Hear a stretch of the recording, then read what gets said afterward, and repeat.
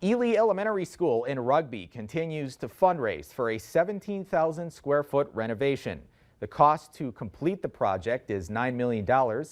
Mike McNeff, superintendent of Rugby Public Schools, says inflation has increased construction costs by $2 million in the last 2 years due to inflation. McNeff says with the help of the community and surrounding businesses, they are almost halfway to their goal of raising $1.4 million. We're at about $600,000 right now that we've fundraised for the community, and so that's really helped, but we're still trying to get to that $1.4 million mark, and that's mainly to keep the project whole.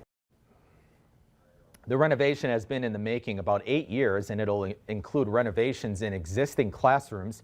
New additions include a band and choir room, commons area, a bigger parking lot, and safer drop-off zones. People are able to donate to the Rugby Public School Foundation. We'll have info on that on our website.